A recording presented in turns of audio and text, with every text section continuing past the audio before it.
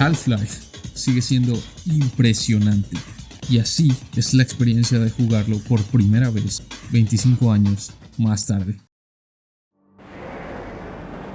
Entren a partido de los dormitorios del nivel 3. El comienzo de Half-Life es una de esas cosas que nunca olvidaré. Abre con un fade-in al título sobre un fondo negro, como si se tratara de una película de autor, mientras nos ponen una introducción que se siente cinemática, con los créditos de sus autores y construyendo un contexto increíble, mostrándole al jugador su mundo, sus formas, sus colores, sus sonidos. Nos muestra su semblante y de inmediato pensé, este juego tiene actitud. Si el 1-1 de Super Mario Bros. Sienta las bases de cómo se abre un videojuego, en Half-Life se redefine la presentación. Pero, ¿por qué estoy jugando Half-Life en pleno 2024? Bueno, 2023 técnicamente. Déjenme que me explique. El juego salió a la venta un 19 de noviembre de 1998. ¿Y dónde estaba yo? Tenía 5 meses. Míralo, perdiendo el tiempo, en vez de estar comprando una casa o invirtiendo en la bolsa. Así que sobra decir que llegué tarde, como siempre. Pero da la casualidad de que en el mismo año en el que el juego cumplía 25, yo también. ¿Y cómo no darse cuenta? Estaba por todo internet. Un parche lleno de contenido, una página web dedicada e incluso Valve, una empresa reconocida por olvidar su propia historia, hizo finalmente un documental sobre el desarrollo del juego con Noclip, algo que este canal tenía en sus planes desde que el juego cumplió 20 años. Había escuchado tantas veces lo que representaba para la industria, el valor que tiene para tanta gente. Yo quería entender eso.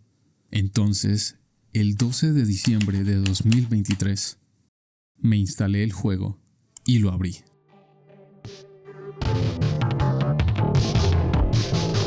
Ay, vaya que fue un viaje. Era todo lo que había escuchado y más. Para cuando aparecieron los créditos, algo había cambiado en mí.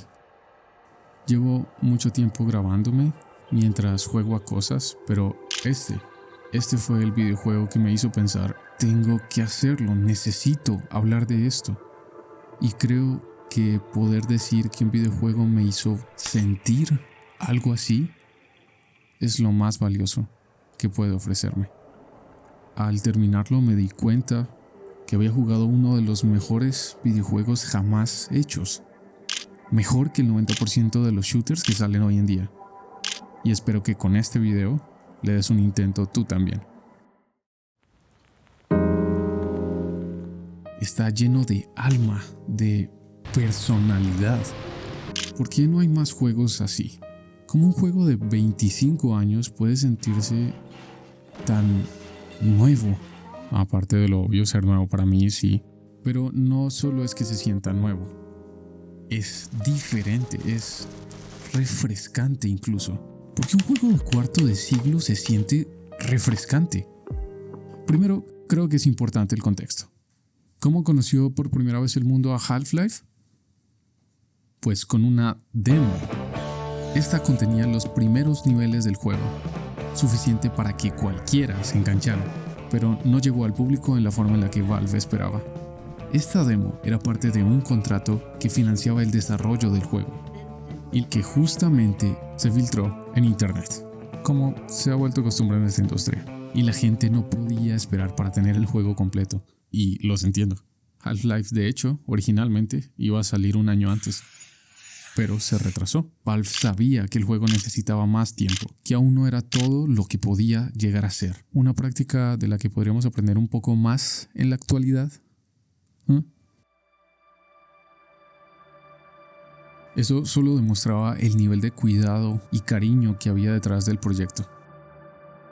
Les importaba hacer algo significativo. Para muchos era su primer proyecto serio. En las oficinas de desarrollo se respiraba un ambiente casero. En el documental Unforeseen Consequences, Geoff Keighley relata cómo recuerda ver a Gabe Newell empacar cajas del juego y manuales junto a su esposa con sus propias manos. Para mí es surreal pensar en el mundo que recibía Half-Life. 1998. Yo nací en ese año. El grunge terminaba de morir. Salvando al soldado Ryan era la película más grande del año. En la radio todavía sonaban los Beastie Boys. Se lanzaba un nuevo motor de búsqueda, no sé si han escuchado hablar de él, un tal Google.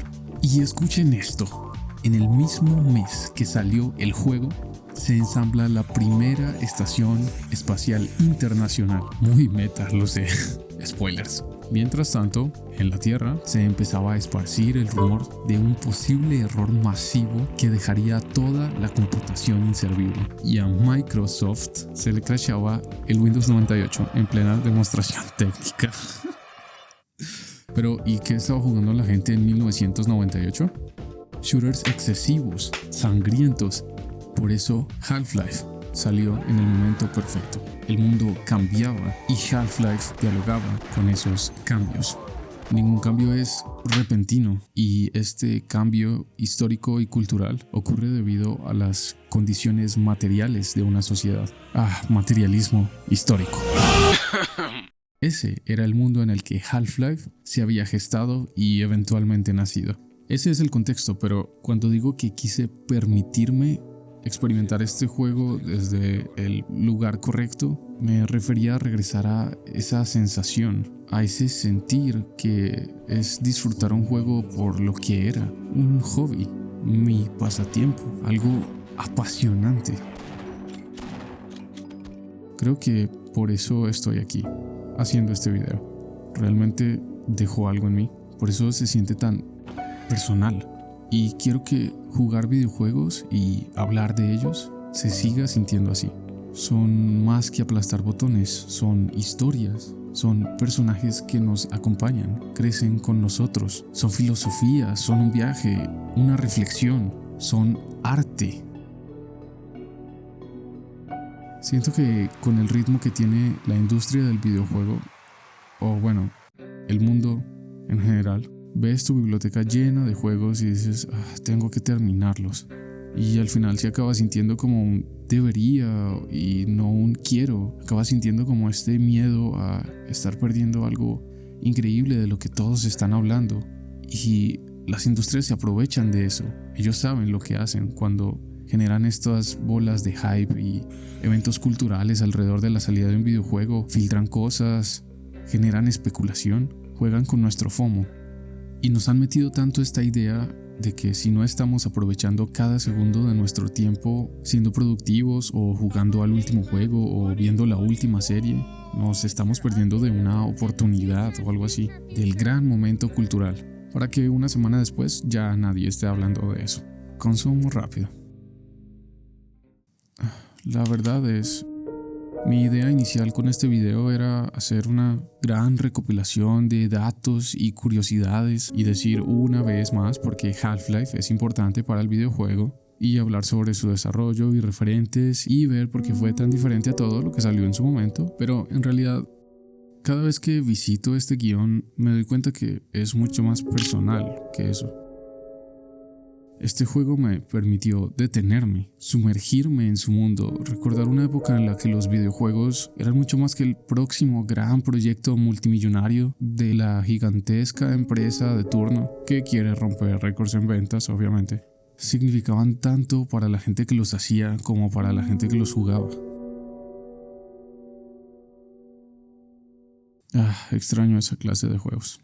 Y esa época en la que llegaba después de clases y escogía un juego sin saber nada de él, sin presiones, sin expectativas, sin la imperiosa necesidad de terminarlo para no perderme del discurso o no sentir que perdía mi tiempo o mi dinero.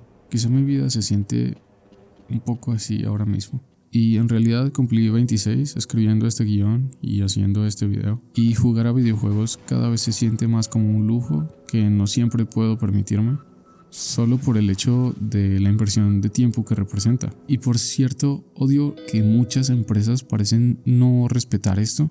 Y además de que ese hecho sea increíblemente deprimente para mi niño interior, también quiero que sigan siendo así de significativos.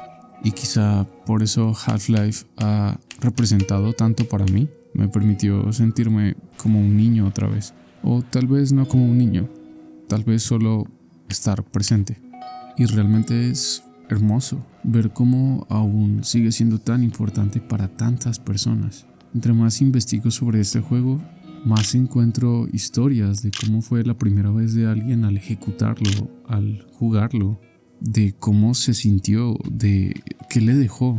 Y es que realmente hay cosas que no se pueden repetir con una fórmula mágica. No importa qué tan grande sea tu presupuesto, qué tan avanzada sea tu tecnología, si no tiene alma, si no necesitas decir algo con él. Esto es algo que esas empresas gigantescas que realizan lanzamientos anuales, formulaicos, con un presupuesto desproporcionado, no quieren ver. Es que solo mira el primer comentario de esta pregunta de hace 9 años. ¿Cómo puede ser que un juego que tiene 25 años siga dando cátedra de esta manera? ¿Cómo puede ser que esto sea algo que aún aplique a un videojuego que se hace hoy en día? Half-Life sigue dialogando con su medio y con su género. Eso es lo que hacen las grandes obras de arte. Son atemporales. Y sí, Half-Life tiene su edad, corres demasiado rápido como si tuvieras vaselina en los pies, la dificultad difícil solo vuelve esponjas a los enemigos en muchos casos, la linterna funciona raro, la iluminación en general se ve en sus costuras, se siente en las manos que tiene edad, pero nadie le podrá quitar ese espíritu. Es que Dios, la gente sigue hablando de él, siguen encontrando cosas por decir, por explorar, por analizar, teniendo discusiones, teorizando. Es uno de esos videojuegos. Y para que este medio se siga sintiendo así de significativo, necesitamos más juegos así. Algo tiene que cambiar, o mejor dicho, está cambiando. Los indies llevan esta industria a su espalda hace muchos años. Estoy consciente que ver Half-Life con ojos nuevos, sin saber nada de su mundo, es definitivamente una posición privilegiada. Dejarte asombrar, dejarte llevar, sumergirte en su mundo por completo, es algo que vale la pena.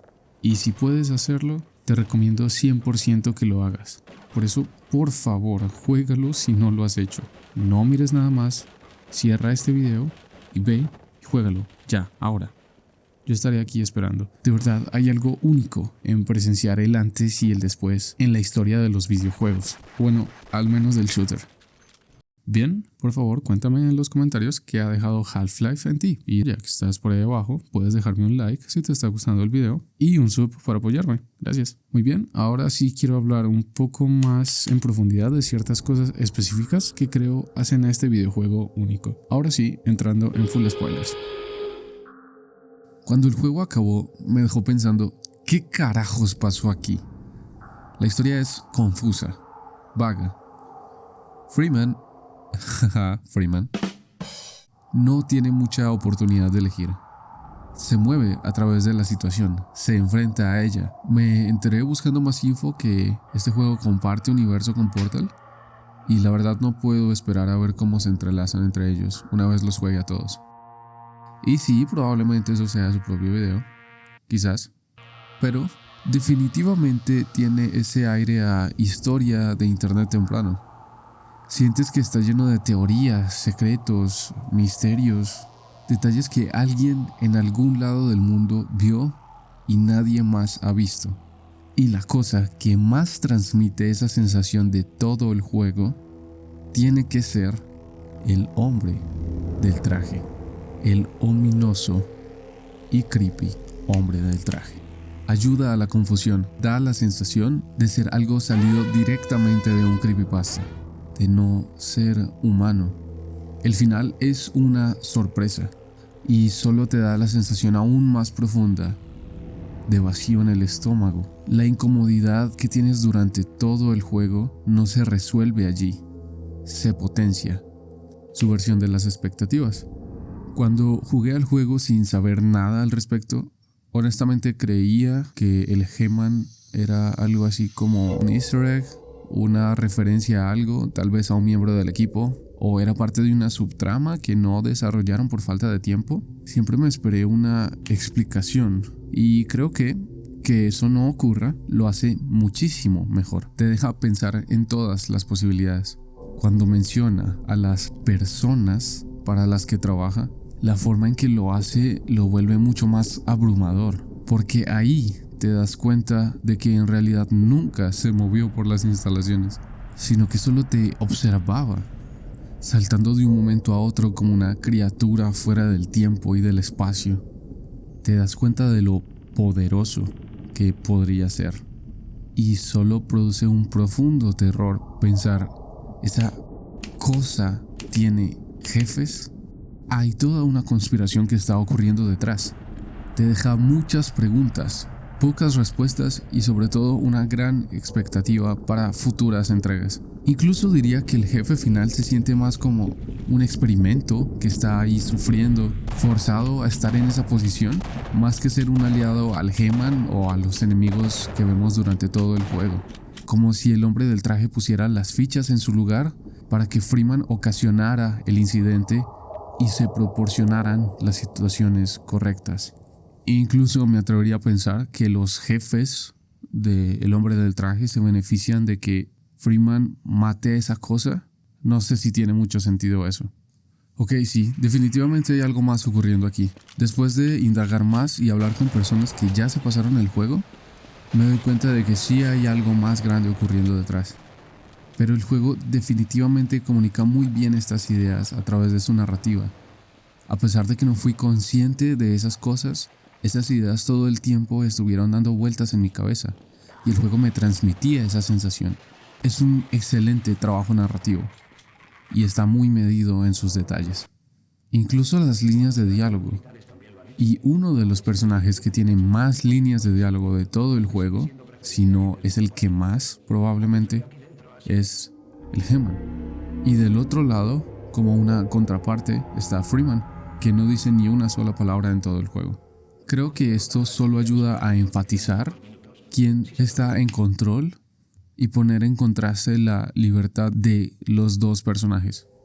Porque, por supuesto, que Freeman no diga nada no solo es una limitación técnica y un sector en el que ahorra recursos, sino que esto es también aprovechado y explotado por la narrativa del juego.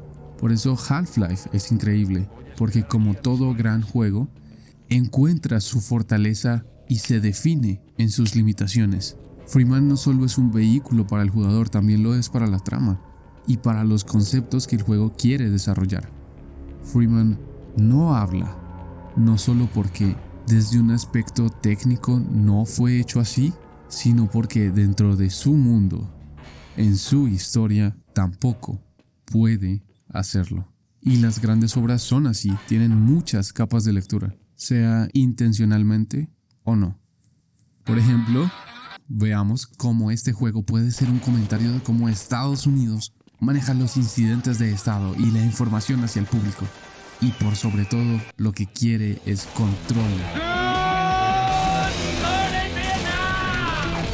Pues precisamente en el 98, el país pasaba por una de sus crisis conspirativas. El presidente aseguraba no haber tenido relaciones con esa mujer y cualquiera que expresaba lo contrario era tachado de conspiranoico para más tarde, ese año, ser destituido porque se descubrió que sí era cierto.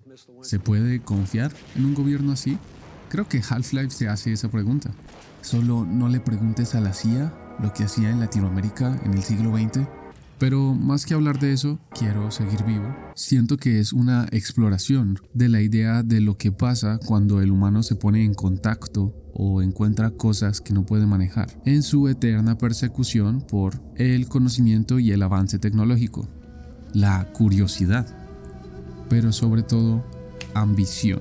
¿Qué pasa cuando se encuentra con cosas que lo superan y no entiende?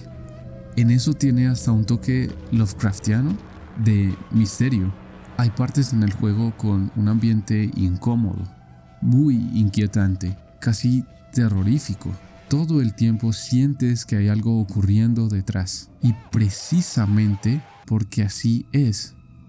Los eventos que nosotros vemos no son la imagen completa. Es mucho más grande de lo que Freeman o el jugador podría entender o manejar. Eso es aterrador. El miedo primigenio, el más profundo del ser humano. El miedo a lo desconocido. Además, si tuviera que apuntar a algo, que logra que este juego se sienta tan diferente sería las obras en las cuales se inspira. Aparte de eventualmente tragarse a sus proyectos hermanos, entre sus influencias estaba un libro que precisamente habla sobre el miedo a lo desconocido y se desarrolla en un entorno de encierro, de constante peligro, donde los hechos transcurren en un solo contexto y durante toda la trama los personajes se enfrentan a criaturas que están más allá de su entendimiento. The Mist, de Stephen King. Entonces creo que sí, la línea creativa a la que apunta es bastante clara. En cuanto a la figura del Hammond, ese papel de mente maestra manipuladora detrás de toda la situación, moviendo los hilos, está claramente inspirado en El hombre del cigarrillo de los X-Files. Y exactamente al igual que ocurre en la serie, al comienzo no se planeaba que tuviera el papel que llegó a tener, y poco a poco fue inmiscuyéndose en la trama, de manera silenciosa, como si existir fuera parte de su propio plan todo este tiempo. Y siento que cuando finalmente lo vemos y hablamos con él, tenemos esa sensación interna de saber que eso que está ahí no es humano. Cualquier otra persona en las circunstancias de esta historia se volvería loca. Es que vemos todo el tiempo a científicos correr, esconderse, rendirse en vez de enfrentarse a lo que está ocurriendo, porque sí, es increíblemente abrumador. Y siento que si la humanidad supiera realmente lo que ocurre detrás de los hechos del juego, la verdad, perderían la cabeza. Solo somos peones. Y el final refuerza muchísimo más esto. Freeman está en esa posición porque quizás es una de las pocas personas en el planeta que podría soportar ocupar ese lugar. No solo por ser el protagonista del juego. También era muy revolucionario escoger al personaje de Freeman como protagonista y además construirlo de esa manera tan compleja. Para este punto en los videojuegos, los protagonistas de shooters eran superhombres, supermachos, con actitudes forzadas y excesivas. Freeman, por otro lado, es un científico, recolectado, metódico, con lentes y bata de laboratorio. Un hombre normal. Lo normal que se puede ser tener un PhD a los 27 y conseguir un trabajo real. Ciencia ficción, ¿verdad, gente? En fin, el punto es que el juego comienza con él simplemente yendo a otro día más de trabajo. Pero aún así, en cierta parte del juego, logran comentar sobre la capacidad de Freeman de ejercer violencia. He construido la pistola de gluones, pero soy incapaz de usarla sobre un ser vivo. Usted, en cambio, no parece tener problemas matando. Y eso no puede hacerlo cualquier ser humano. Es complejo, con capas. Sin haber jugado nada más de este universo, aparte de un poco de Portal en la 360, creo de todas maneras que este juego tiene muchísimo más valor en su propio espacio, autocontenido. Porque sí, soy consciente, lo he escuchado 1000 veces, que el 2 es muchísimo mejor en todos los aspectos, técnicos, narrativos, etcétera, etcétera. Pero Half-Life 1 es increíble, no solo por lo que es, sino por lo que supone para Valve, para el género del First Person Shooter, para los videojuegos en general y sobre todo para las personas que lo jugaron.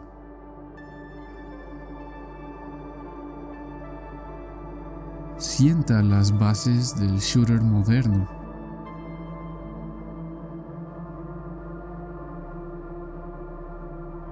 Cuando el jugador se enfrenta de manera aislada a esta historia, lo llena con todas estas ideas y preguntas. Eso es una experiencia irrepetible. Ahora, la necesidad que te deja este juego de contestar esas preguntas es esa necesidad de entendimiento, de curiosidad, que podría decir es lo que en primer lugar ocasiona las situaciones del juego.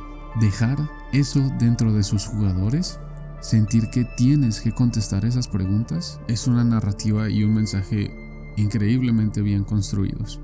Cree en lo que dice, y no estoy del todo seguro que sus creadores estuvieran completamente conscientes de ello, pero eso es lo mágico de las grandes ideas. superan las expectativas incluso de las mentes en donde fueron concebidas. Quieren existir y solo están buscando el catalizador para hacerse realidad y venir a cambiar la historia de los videojuegos en este caso.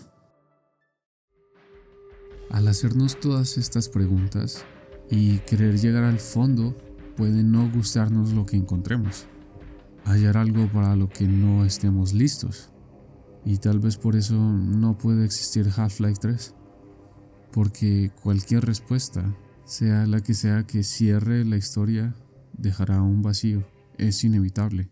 Y así este juego se convierte en un metacomentario sobre sí mismo. Eso es poderoso, porque quiere decir que estaba tratando con ideas mucho más grandes que él mismo. Y de eso va el juego.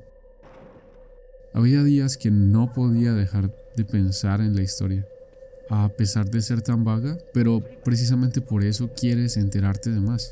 Te puedes creer que ese mundo es real, y aunque la historia es sencilla, se vuelve importante para ti porque te crees ese mundo. Todo lo que compone la experiencia de Half-Life es mejor que la mayoría de FPS. Es que, pensémoslo, si tú hoy abres el shooter de turno, ¿qué haces? Te logueas, reclamas la recompensa diaria o semanal, depende de qué tanto quieran explotar tu psique, un grupo de psicólogos precisamente contratados para buscar la forma más efectiva de hacerte gastar dinero en el juego. Luego ves en primera página las ofertas de la tienda con muchas comillas limitadas, donde te ofrecen cajas, paquetes con skins, tal vez. Te pones en cola con los mismos mapas y modos de juego y adelante, a tirar horas. Vas como en automático. En mi caso, por ejemplo, el shooter más reciente, entre comillas reciente, que he jugado es el último Battlefield. Y cuando lo abres, su campaña es verdad, no tiene campaña. En esta clase de juegos, los CODs, Destiny, PUBG, Overwatch, Valorant, sabes qué clase de experiencia vas a tener. Y es casi como esperado de ti como jugador, algo muy específico. Por Dios, es que ya ni siquiera los llaman juegos, los llaman servicios. ¿Qué es esto? Como si jugar videojuegos, un pasatiempo, fuera una experiencia que puedes empaquetar. Esos juegos no te ofrecen nada más allá de lo que ellos ya saben que funciona, para que regreses por otro rato después. Miren, Half-Life podrá tener una historia lineal, pero te da la capacidad de elegir cómo quieres moverte a través de ella. Y aún más importante, hace que te importe. Hay profundidad en sus temas, cariño por su mundo e historias. El juego no es simplemente una excusa para disparar, y es que solo hay que ver la cantidad de cosas que significó para el shooter.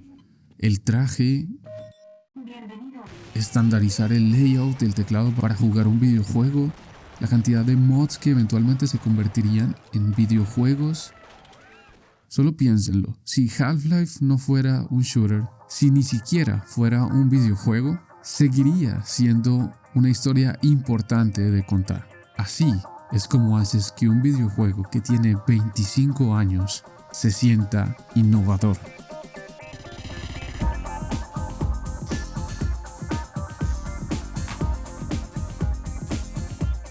Half-Life es el Ciudadano Kane de los videojuegos, lo dije. Y bueno, ese es el video. Muchas gracias por quedarte hasta acá. Si lo viste todo, por favor déjame un comentario haciéndome saber qué piensas. Esto es una experiencia nueva para mí. Apreciaría mucho un like y una suscripción si esto te ha gustado. Gracias.